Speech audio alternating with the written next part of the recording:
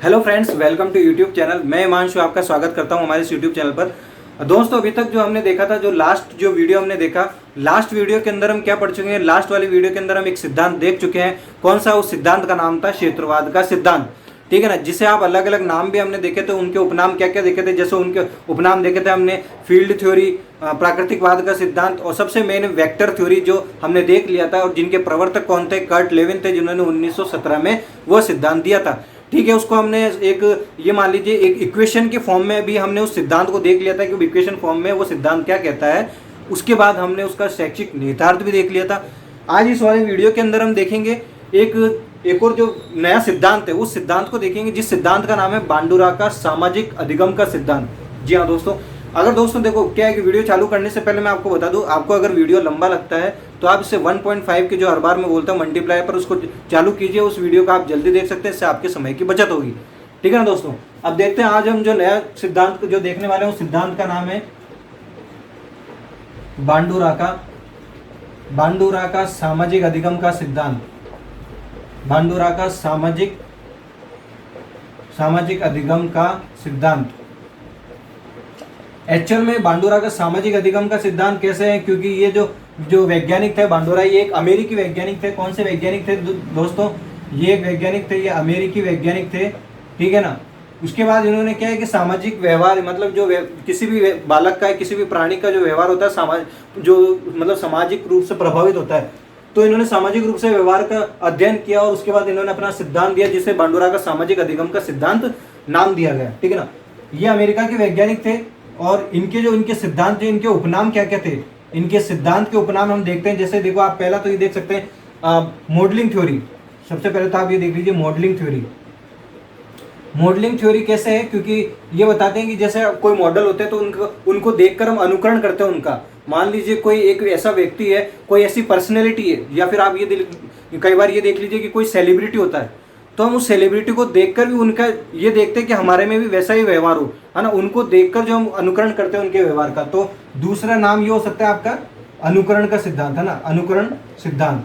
तीसरा आप इसे प्रेक्षणात्मक अधिगम का सिद्धांत कह सकते हैं, प्रेक्षणात्मक अधिगम का सिद्धांत। ठीक है ना, प्रेक्षणात्मक अधिगम का सिद्धांत। इसे आप अवलोकनात्मक अधिगम का सिद्धांत कह सकते हैं। आप अवलोकन करते हैं किसी के व्यवहार का, ठीक है ना, तो इसे अवलोकनात्मक अधिगम का सिद्धांत भी कह सकते हैं, है ना। ये जो चार जो हमने देखा, ये इनके उपनाम देख लिए। ठीक है, अब इस बांडुरा के जो अधिगम का जो सिद्धांत है, इनके उपनाम ये हमने देखे। अब इन्होंने जो बुक लिखी, वो बुक का नाम क्या था वो देखते हैं। देखिए, यही लिखता हूं साइड में। एक्चुअल में क्या है कि देखिए, बांडुरा ने जो है अपना जो सिद्धांत दिया था वो 1986 में दिया था। कब दिया था? 1986 में दिया था। और कौन सी बुक के अंदर दिया था? तो इनकी जो बुक का नाम था, उनकी बुक का नाम था social foundation of thought and action. Social foundation of thought and action 1986 के अंदर इन्होंने ये बुक लिखी। अमेरिकी वैज्ञानिक थे। इन्होंने अपना जो सिद्धांत का जो उपनाम था, वो कौन कौन से उपनाम दिए? मॉडलिंग थ्योरी, अनुकरण का सिद्धांत, प्रेक्षणात्मक अधिगम का सिद्धांत, अवलोकनात्मक अधिगम का सिद्धांत। और जो बुक का नाम था, इनकी बुक का नाम क्या था? इनकी बुक का नाम था social foundation of thought and action, इनकी बुक का नाम था। अब इन्होंने जो सिद्धांत दिया, उससे पहले जो प्रयोग किया होगा, और वो प्रयोग क्या था, तो हम वो प्रयोग देखेंगे। ठीक है, इससे पहले इनका जो कोई भी वैज्ञानिक जो सिद्धांत देते हैं ना, तो सिद्धांत देने से पहले कुछ एक कोटेशन जारी करते हैं कि हमने इस सिद्धांत या प्रयोग करने के बाद ये कोटेशन निकाला कि ये फाइनल रूप से इसका निष्कर्ष। तो हम पहले उसका कोटेशन देख लेते हैं, उसके बाद वो अगर प्रयोग देखेंगे तो उसके क्या है कि आपके माइंड के अंदर, मस्तिष्क में वो चीज बनी रहेगी। देखिए, इनका कोटेशन क्या है? इनका कोटेशन ये है, ये कहते हैं कि किसी भी प्राणी का जो व्यवहार होता है ना, वो वातावरण, मतलब ये कह लीजिए कि जो व्यवहार होता है वो वातावरण से विकसित होता है। यानी ये क्या कहते हैं? ये कहते हैं कि किसी भी प्राणी का जो व्यवहार होता है ना, जो व्यवहार होता है वो किससे विकसित होता है? वातावरण से विकसित होता है। ठीक है ना। लेकिन ये कहते हैं कि इसका रेसिप्रोकल भी होता है, यानी कि इसका विपरीत भी संभव हो। कैसे? ये बोलते हैं कि वातावरण भी तो व्यवहार से ही विकसित होता है। ये क्या कहते हैं कि वातावरण भी तो, ये बोलते हैं वातावरण भी व्यवहार से ही विकसित होता है। कैसे होता है? मान लीजिए आप जिस कम्युनिटी में रहते हैं, आपके आसपास के जैसे लोग हैं, ठीक है ना, तो आपका जैसा व्यवहार होगा तो आपके आसपास का वातावरण आपके वैसे ही विकसित होगा। मान लीजिए आपका व्यवहार बहुत अच्छा है तो आपको आसपास के जो लोग होंगे आपको भी वैसे ही मिलेंगे, ठीक है ना। तो आपका जो वातावरण होगा वो आसपास का अच्छा होगा। अब ये कहते हैं कि व्यवहार के कारण वातावरण विकसित होता है, वातावरण के कारण व्यवहार विकसित होता है। वातावरण के कारण कैसे व्यवहार विकसित होगा? अगर वातावरण अच्छा होगा तो आपके व्यवहार अच्छा होगा, आपका व्यवहार अच्छा होगा तो आपके आसपास का वातावरण अच्छा होगा, ठीक है ना। तो इसलिए बोलते हैं कि रेसिप्रोकल डिटर्मिनेशन, इसको इन्होंने जो नाम दिया, इसको इन्होंने क्या नाम दिया? इन्होंने इस संप्रत्यय को, ये देख लीजिए कि इस संप्रत्यय को इन्होंने क्या नाम दिया? रेसिप्रोकल डिटर्मिनेशन, रेसिप्रोकल डिटर्मिनेशन, इसको इन्होंने नाम दिया, रेसिप्रोकल डिटर्मिनेशन इन्होंने इसको नाम दिया इस संप्रदाय को, ठीक है ना। ये बांडोरा का हमने जो इन्होंने जो निष्कर्ष निकालता है, यानी कि आप ये देख लीजिए इनका कोटेशन है, क्या इनका कोटेशन है, जो ये बोलते हैं कि किसी भी सिद्धांत को देने से पहले उन्होंने ये कोटेशन दे दिया, ठीक है ना। अब हम देखते हैं कि इन्होंने प्रयोग क्या किया था। ये इन्होंने अपना ये कोटेशन तो बता दिया, तो इन्होंने कोई प्रयोग भी तो किया होगा कि उसके बाद ये तो ये कोटेशन आया, तो वो प्रयोग क्या है, वो प्रयोग देखते हैं हम, ठीक है। अब प्रयोग क्या हुआ? अब एक्चुअल में ये था कि बांडोरा ने अपना ये सिद्धांत देने के लिए एक प्रयोग किया, और जो प्रयोग किया वो किसके ऊपर किया था? एक डॉल थी, ठीक है ना, बोबो डॉल का नाम, इसका नाम था बोबो डॉल, है ना। इस डॉल का नाम था, इन्होंने दो जनों पे प्रयोग किया, एक तो इस डॉल पे प्रयोग किया और एक जोकर पे प्रयोग किया, ठीक है ना, जीवित जोकर पर, एक जीवित जोकर पर इन्होंने यह अपना प्रयोग किया। अब प्रयोग क्या था? एक्चुअल में प्रयोग ये था कि इन्होंने ये देख लीजिए कुछ जो स्टूडेंट थे, एक क्लास के जो कुछ स्टूडेंट थे, उनको इन्होंने 3 भागों में बांटा था। कितने भागों में बांटा? 3 भागों में। देख लीजिए, जैसे कि आप ये देख लीजिए, ये 1 2 3, जिसे आप ऐसे नाम दे सकते हैं कि जैसे A B C, ये 3 क्लास के हो गए, ठीक है ना। अब एक क्लास के स्टूडेंट को, जो स्टूडेंट्स है उनको 3 भागों में बांट दिया गया। अब 3 भागों में बांटा, जो क्या है कि देखिए यहाँ पर एक तो क्या है कि कुछ खिलौने रखे हुए थे, आप यहाँ लिख सकते हैं, कुछ खिलौने रखे हुए थे एक कमरे में, ये कमरा है, ठीक है ना। इस कमरे के अंदर कुछ खिलौने रखे हुए थे। क्या रखे हुए थे? कुछ खिलौने। अब उन खिलौने में से एक, ये जो डॉल थी ना, एक बड़ी डॉल रखी हुई थी। एक क्या रखी हुई थी? एक बड़ी डॉल भी रखी हुई थी, ठीक है ना। 5 तरह के, या फिर एक बहुत सारे जो खिलौने रखे हुए थे एक कमरे में रखे हुए थे, उनमें से एक, उन खिलौनों में से एक बड़ा खिलौना रखा हुआ था, एक बड़ा खिलौना रखा हुआ था। उसको कौन सा था? वो बेबी डॉल का जो खिलौना था वो रखा हुआ था, ठीक है ना। अब एक्चुअल में क्या है कि इन्होंने जो 3 समूह बनाए थे बच्चों के, उनमें से एक समूह को क्या किया है, जो 3 समूह बना दिए ना, उन 3 समूह के बच्चों को जो ये प्रयोग करने वाले थे, तो वो प्रयोग एक स्क्रीन पर दिखाने वाले थे। तो इन्होंने क्या किया कि एक बड़े से बच्चे को लिया, उस बड़े से बच्चे को एक कमरे के अंदर भेजा, ठीक है ना। अब जैसे इन्होंने कमरे में भेजा, तो वो क्या करता है बड़ा बच्चा? वो ये करता है कि सारे खिलौनों को देखकर वो आक्रामक व्यवहार करता है। कैसा व्यवहार करता है? मतलब एक चिड़चिड़ा हुआ रहता है और वो एक आक्रामक व्यवहार करता है उन सब खिलौनों को देखकर, जिनमें से वो कुछ खिलौनों को तो एक तरफ फेंकता है, और बड़ा खिलौना देखकर वो सबसे पहले तो उसको मार कुटाई करता है, ठीक है ना, मतलब खूब दबा के खूब सुताई करता है और उसके ऊपर बैठ जाता है, ठीक है ना। और वो बड़ा खिलौना, यानी कि आपको मालूम बेबी डॉल जो खिलौना है, उसके ऊपर बैठ जाता है, ठीक है। अब क्या करते हैं कि वैज्ञानिक क्या करते हैं, उसको, उस बच्चे को बुलाते हैं बाहर। अब वो स्क्रीन पर चल रहा होता है बच्चों के सामने, ठीक है, जो 3 समूह बनाए। अब 3 समूह बनाए तो बच्चों के सामने चल रहा होता है, तो वैज्ञानिक क्या करते हैं, उस बच्चे को जो स्क्रीन पर दिखा रहे होते हैं, ठीक है ना, वो वैज्ञानिक क्या करते हैं, उस बच्चे के साथ, उस बच्चे को जो उसने जो बुरा व्यवहार किया, पहले तो एक वैज्ञानिक क्या करते हैं, वो वैज्ञानिक ये करते हैं कि उस बच्चे को एक तो सबसे ज्यादा दंड देते हैं, एक वैज्ञानिक जो उनको सबसे ज्यादा दंड देते हैं, ठीक है ना। और एक वैज्ञानिक क्या करते हैं, उसको पुरस्कार देते हैं कि वो है ना, एक तरह से मतलब बच्चों को सिखाने के लिए उसको पुरस्कृत करते हैं। और तीसरे तरह के वैज्ञानिक क्या करते हैं, तीसरे तरह के वैज्ञानिक न तो उसको पुरस्कार देते हैं और न उसको कोई दंड देते हैं, ठीक है ना। अब बच्चों को कहा गया है कि जो आपने इस फिल्म को देखकर क्या सीखा, तो बच्चे जो फिल्म के सीखने के बाद उनको ये व्यवहार करने को कहा गया, तो वो क्या करते हैं, बच्चे उसके अंदर जाते हैं कमरे के अंदर, ठीक है ना। अब ये 3 समूह के जो बच्चे हैं, ये तीनों समूह के बच्चे स्क्रीन पर ये फिल्म देख चुके हैं कि उस बच्चे के साथ कमरे में क्या हुआ, ठीक है। तो अब ये क्या करते हैं, जाते हैं रूम के अंदर। अब रूम के अंदर जाके क्या करते हैं, अब इनको मालूम था कि इनके जो माइंड के अंदर वो फिल्म बनी हुई है, तो ए समूह के जो बच्चे हैं, ये क्या करते हैं, ये करते हैं कि जो ए व्यक्ति को, जो वैज्ञानिक था, उसने क्या किया था, इनको दंड दिया था, तो ये उस तरह का ही व्यवहार करते हैं उन खिलौने के साथ, मतलब एक ढंग से पेश आते हैं। इनको मालूम है कि अगर गलत पेश आए तो इनको दंड दिया जाएगा, ठीक है ना। और बी समूह के बच्चे क्या करते हैं, जो जिनको पुरस्कृत किया गया था, वो बी समूह का जो वैज्ञानिक था, उसने उस बालक को पुरस्कृत किया था, तो ये क्या करते हैं कि उससे उस तरह का व्यवहार करते हैं, यानी कि एक अच्छा व्यवहार करते हैं उससे, ठीक है ना। इनको मालूम है वो पुरस्कृत किया गया था उसको, तो ये उस तरह का व्यवहार करते हैं क्योंकि ये देख चुके हैं उस स्क्रीन के ऊपर उसको, ठीक है। और सी तरह के जो बच्चे हैं जिनको मालूम ना तो पुरस्कार दिया ना दंड दिया, तो ये कोई सामान्य रूप से बिल्कुल व्यवहार करते हैं। तो ये बांडुरा क्या कहते हैं, बांडुरा ये कहते हैं इस सिद्धांत से कि कोई भी प्राणी या कोई भी बालक एक्चुअल में किसी भी मॉडल को देखकर ही उसको देखकर ही व्यवहार करता है। कैसे, जैसे मान लीजिए कि हम किसी फैशन मैगजीन देख लीजिए, अब फैशन मैगजीन देख लीजिए या फिर किसी सेलिब्रिटी को हम अपना जो मॉडल बना लेते हैं माइंड के अंदर। मान लीजिए आप रीट की प्रिपरेशन कर रहे हैं, ठीक है ना, अब आपके माइंड के अंदर अगर आप इस रीट से भी आगे बढ़ना चाहते हैं, मान लीजिए आईएएस बनना चाहते हैं, तो आपके माइंड के अंदर कोई ना कोई एक स्मृति बनी होगी, यानी कि कोई ना कोई व्यक्ति होगा कि आप उसके जैसा बनना चाहते हैं। मान लीजिए आप बिल गेट्स की तरह बनना चाहते हैं, वॉरेन बफेट की तरह बनना चाहते हैं, या फिर आप कोई आईएएस अधिकारी की तरह बनना चाहते हैं, तो आपके माइंड के अंदर आपका व्यवहार भी आप वैसा ही करने की कोशिश करेंगे, आपके व्यवहार में ही वैसा ही परिवर्तन आएगा। यानी कि आप किसी एक तरह से ये देख लीजिए, किसी मॉडल को देखकर, उसको देखकर यानी उसको उसके व्यवहार को अवलोकन करके आपने अपने व्यवहार में भी वैसा ही परिवर्तन लाने का प्रयास करते हैं। यही बांडुरा जो अपने सामाजिक अधिगम का सिद्धांत बताते हैं, ठीक है ना। इस प्रयोग के बाद इन्होंने ये सिद्धांत निष्कर्ष जो हमने बता दिया आपको, निष्कर्ष क्या निकालते हैं कि ये किसी भी मॉडल को देखकर बच्चा वैसा ही व्यवहार करता है जैसा वो किसी मॉडल को देखता है, वैसा व्यवहार करता है। उदाहरण के तौर पर आप ये भी देख सकते हैं कि बच्चे जो होते हैं वो अपने घर के अंदर, बच्चे जो होते हैं घर के अंदर जो त्यौहार होते हैं, जैसे मान लीजिए कि कोई आपका त्यौहार हुआ, जैसे मान लीजिए एक दीपावली आया या फिर रक्षाबंधन आया, तो उसमें बड़े बुजुर्ग जिस तरह का व्यवहार करते हैं ना उस त्यौहार पर, तो बच्चा भी क्या करता है वैसा ही व्यवहार सीख लेता है। और फिर वो क्या करता है, जो अपने दोस्तों का जो समूह बनाता है, जो छोटे बच्चे होते हैं, और दोस्तों के समूह में वैसा ही, मतलब अगर वो गेम खेलता है तो उस गेम के अंदर वैसा ही व्यवहार प्रदर्शित करता है जो उसने देखा है व्यवहार, यानी जिस व्यवहार का उसने अवलोकन किया है ना, तो वो उसी तरह का व्यवहार प्रदर्शित करने का प्रयास करता है। यानी कि आप क्या कह सकते हैं, अवलोकनात्मक अधिगम सिद्धांत, यानी किसी के व्यवहार को देखकर अवलोकन करके आप उसके व्यवहार का जो है अपने व्यवहार में परिवर्तन लाने का प्रयास करते हैं।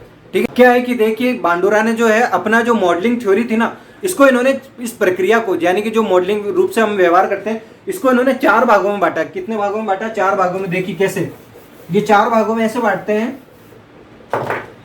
ये 4 भागों में बांटते हैं। कैसे बांटते हैं देखिए, पहला भाग लेते हैं, ये बोलते हैं कि सबसे पहले क्या करते हैं, जो बच्चा होता है वो क्या करता है, वो अवधान करता है, यानी कि अवधान करता है, यानी कि या फिर ये कह लीजिए कि आप उसको किसी भी चीज को सबसे पहले जानता है, ठीक है ना, जानने का प्रयास करता है, ठीक है ना, अवधान करता है, जानता है किसी भी चीज को जानना, ठीक है। उसके बाद वो क्या करता है, उसकी स्मृति, मतलब उसका जो उसकी यादें बढ़ाता है कुछ, यानी स्मृति में लाता है उसको। क्या करता है सेकंड स्थिति में, फर्स्ट स्टेज के अंदर क्या करता है, वो उसको अवधान करता है, जानता है उसके बारे में, मतलब उसको देखता है, यानी कि ये बोल लीजिए आप प्रत्यक्षीकरण भी करता है। प्रत्यक्षीकरण यानी देखना, उस चीज को देखना। दूसरा, उसको स्मृति में बनाए रखना, ठीक है ना, स्मृति में बनाए रखना, ठीक है ना, यानी कि उसको उसकी माइंड के अंदर जो है अपने छवि बना लेता है उसकी, ठीक है ना। थर्ड स्टेज के अंदर क्या करता है, थर्ड स्टेज के अंदर वो ये करता है कि उसे अपने क्रिया के अंदर लाने का प्रयास करता है। क्या करता है, उसे क्रिया के अंदर परिवर्तित करने का प्रयास करता है, क्रिया में परिवर्तित करने का प्रयास। परिवर्तित कैसे, यानी कि उसने जो व्यवहार उसके माइंड में आया, जिसको उस चीज को देखकर, अब वो उसे अपने व्यवहार के अंदर क्रियाओं में लाने का प्रयास करेगा कि मैं भी वैसा ही व्यवहार करूं, ठीक है।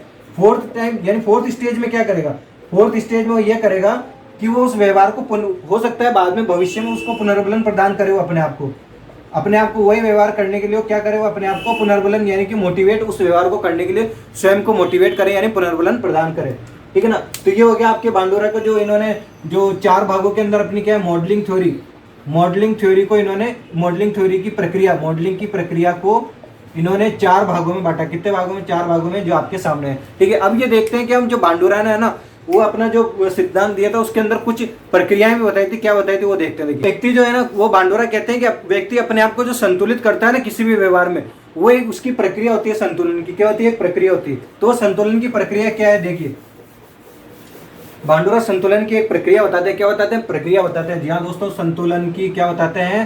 प्रक्रिया बताते हैं। संतुलन प्रक्रिया जो स्वयं को संतुलित करता है व्यवहार को देखिए। कैसे करता है देखिए, वैसे क्या करते हैं 3 भागों में बांटते हैं। कितने भागों में बांटते हैं? 3 भागों में। सबसे पहले तो वो पहला भाग लेते हैं वो ये देख लीजिए स्वनियंत्रण का। स्वनियंत्रण यानी कि व्यक्ति अपने आप को कैसे नियंत्रित करता है। दूसरा आपका ये ले लीजिए स्वनिर्देशन। स्वनिर्देशन यानी कि अपने व्यवहार को स्वयं ही निर्देशित करना। और तीसरे भाग में बांटते हैं उसके व्यवहार को स्व पुनर्बलन यानी सेल्फ मोटिवेटेड, जो आप देखते हैं कि अपने आप को खुद से मोटिवेट करके रखिए, ठीक है ना। तो ये क्या करते हैं, संतुलन प्रक्रिया को क्या करते हैं 3 भागों में बांटते हैं। कितने भागों में? 3 भागों में। अब स्व नियंत्रण को भी अलग अलग भागों में बांटते हैं। कैसे बांटते हैं देखिए, एक तरफ ये बांटते हैं स्वनियंत्रण को कि अपने व्यवहार का स्वयं मतलब अवलोकन करना, स्व अवलोकन करना, अपने व्यवहार का स्व अवलोकन करना। स्व अवलोकन करना यानी कि ये मान लीजिए कि अपने व्यवहार को देखना, यानी अपने व्यवहार का अवलोकन करना, ठीक है ना। कैसे संतुलित कर सकते हैं, एक तरह से ये होता है कि अगर आपको स्वयं को नियंत्रण करना है तो एक तो ये स्थिति है कि आप अपने व्यवहार को स्वयं अवलोकन करें, ठीक है ना। दूसरा ये हो सकता है, एक तो आप अपने व्यवहार का अवलोकन करते हैं, ठीक है ना। दूसरा ये हो सकता है कि आप अपने व्यवहार को विवेकपूर्ण निर्णय लें, अपने व्यवहार का क्या, विवेकपूर्ण निर्णय। अब विवेकपूर्ण निर्णय से मतलब क्या है, विवेकपूर्ण निर्णय से मतलब ये है कि जो समाज तो मतलब ये देख लीजिए कि जो कोई भी समाज है, जो आपकी कम्युनिटी है, वो उन्होंने कुछ दायरे डिसाइड कर रखे, कुछ मानदंड निर्धारित कर रखे कि आपको इस सीमा के अंदर रहकर ही निर्णय लेना है। मतलब आप मान लीजिए कि जो समाज, आपके जो सामाजिक जो निर्णय, जो सीमाएं होती है, जो नियम होते हैं, उसी के अनुसार आप निर्णय लेते हैं, ठीक है ना। तो वो यही कहते हैं विवेकपूर्ण निर्णय, यानी सामाजिक मानदंडों को ध्यान में रखते हुए, सामाजिक मानदंडों को ध्यान में रखते हुए निर्णय, ठीक है ना, ध्यान में रखते हुए, सामाजिक मापदंडों को ध्यान में रखते हुए निर्णय आप ये देख सकते हैं, ठीक है ना। अब ये विवेकपूर्ण निर्णय ले लिया, एक तो हो सकता है कि आप स्व अवलोकन कर रहे हो खुद के व्यवहार का, एक विवेकपूर्ण निर्णय ले रहे हो, और एक ये होता है कि अगर आप अपने व्यवहार को क्या है कि स्व अनुक्रिया करना, क्या, स्व अनुक्रिया, यानी कि स्व अनुक्रिया यानी कि उस जो भी आपने जो निर्णय लिया है, जो व्यवहार है, उसके अनुसार खुद ही मतलब स्वयं द्वारा कोई क्रिया करना, स्वयं द्वारा क्रिया करना, ठीक है ना। ये आप देख सकते हैं। अब जो नेक्स्ट जो हमने जो भाग में बांटा हुआ है, कौन सा है, वो स्वनिर्देशन। स्वनिर्देशन क्या होता है, मतलब अपने आप को स्वयं किसी मतलब दिशा के अंदर अपने आप को डाल देना। मतलब जैसे कि ये मान लीजिए, आप एग्जाम्पल के तौर पे देख लीजिए कि ये हो सकता है ना कि अगर कोई हमको गाइड कर रहा है, ठीक है ना, तो हम दूसरे लोगों के नहीं सुनते कि मैं जो उसने कहा मैं उसके अनुसार क्यों चलूँ, मैं तो खुद के जो निर्णय होंगे, जो मेरे को जो सही लगेगा उसी दिशा में जाऊंगा, ठीक है ना। यानी कि खुद को निर्देशित करना, खुद के द्वारा मार्ग डिसाइड करना, ठीक है ना। ये हो गया आपका स्वनिर्देशन। स्व पुनर्वलन क्या होता है, यानी कि खुद को सेल्फ मोटिवेटेड करना। जैसे मान लीजिए आप रीट की तैयारी कर रहे हैं, ठीक है। अब ये कि या तो एक वो है कि एक तरीका आपके पास जरिया ये है कि आप यूट्यूब पे मोटिवेशनल वीडियो देख लें, या फिर आप खुद को सेल्फ मोटिवेट करने कि नहीं मेरे को तो लगना है किसी भी हालत में, क्योंकि मेरे को इसके बाद भी और भी बहुत सारे काम करने हैं, ठीक है ना। तो या तो ये है कि खुद को मोटिवेट करके लगे, बिल्कुल, ठीक है ना। तो वो हो गया आपका स्व पुनर्वलन। तो इन्होंने क्या है कि किसी भी व्यक्ति को इन्होंने बताया कि स्वयं संतुलित करने के लिए 3 भागों में बांटा गया है, स्वनियंत्रण, स्वनिर्देशन और स्व पुनर्वलन, ठीक है ना। उसके अंदर स्वनियंत्रण को इन्होंने स्व अवलोकन, विवेकपूर्ण निर्णय और स्व अनुक्रिया को इसमें अलग अलग भागों में बांटा गया है। अब हम देखते हैं इनका बांडुरा का जो सिद्धांत है, इनका शैक्षिक निहितार्थ क्या निकलता है, ठीक है ना। अब हम देखते हैं जैसे दोस्तों कि बांडुरा का जो अधिगम का सिद्धांत है, सामाजिक अधिगम का, तो इसके अंदर क्या है कि इनका शैक्षिक निहितार्थ क्या निकलता है, यानी इन्होंने सिद्धांत दिया, प्रयोग किया, तो उसके बाद सिद्धांत दे दिया। अब इनका जो शैक्षिक निहितार्थ यानी शिक्षा के अंदर इनका सिद्धांत क्या काम करता है वो देखते हैं। देखिए अब इनका देखते हैं हम शैक्षिक निहितार्थ। जो इनका शैक्षिक निहितार्थ निकलता है, क्या निकलता है, यहाँ आप हेडिंग डाल सकते हैं, शैक्षिक निहितार्थ।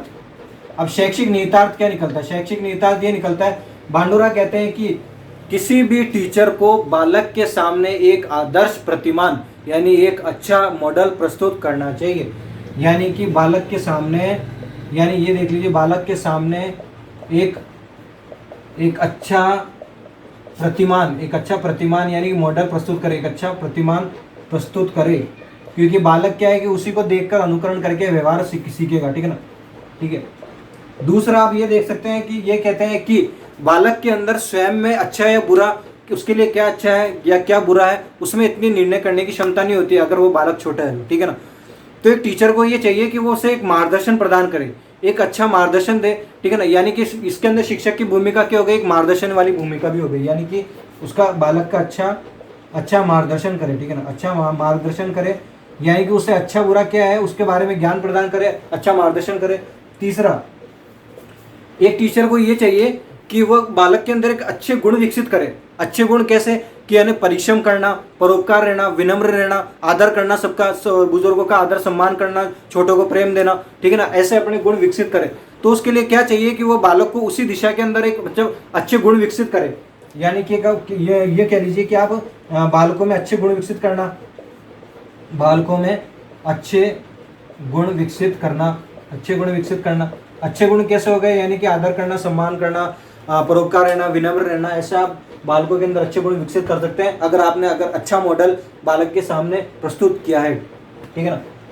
फोर्थ रूप में आप क्या कह सकते हैं, फोर्थ के अंदर आप ये कह सकते हैं, चौथे रूप में, कि अगर किसी भी टीचर को अगर वो चाहता है कि बालक के सामने अच्छा प्रतिमान, अच्छा मॉडल प्रस्तुत हो, तो या तो वो खुद का एग्जाम्पल दे। जैसे मान लीजिए कोई टीचर है और वो पढ़ा रहा है, ठीक है ना, वो खुद का एग्जाम्पल अगर देता है कि मैं इतनी समस्याओं के बाद आज यहाँ तक पहुंचा, मैंने इतनी मेहनत करी, मैं यहाँ तक पहुंचा, ठीक है ना, तो ऐसा खुद का एग्जाम्पल दे सकता है, या तो खुद जिससे कि बच्चे उनको देखकर उसके व्यवहार का अनुकरण करके एक अच्छा मतलब अपने व्यवहार में परिवर्तन ला सके, या फिर किसी ऐसे व्यक्ति का व्यक्तित्व प्रदर्शित करे जिससे बालक उसको देखकर अनुकरण करके अपने व्यवहार में भी वैसा ही परिवर्तन ला सके। यानी कि क्या हो गया, आप ये देख लीजिए फोर्थ के अंदर कि एक मतलब ये देख लीजिए अच्छा प्रतिमान प्रस्तुत करना, यानी कि अच्छा प्रतिमान का मतलब क्या होता है, अच्छा प्रतिमान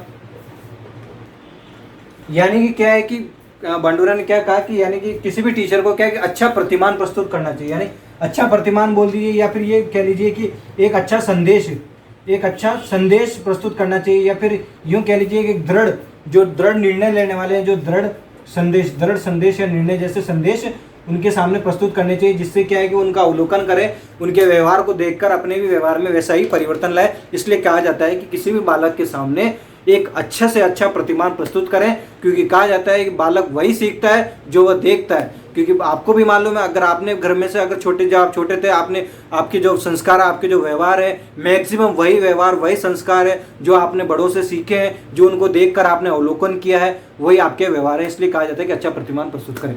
दोस्तों, अगर आपको ये वीडियो पसंद आए तो लाइक कीजिए, शेयर कीजिए। आपसे नेक्स्ट वीडियो मिलते हैं। नेक्स्ट वीडियो के अंदर हम हल्का सिद्धांत पढ़ेंगे। जब तक के लिए धन्यवाद।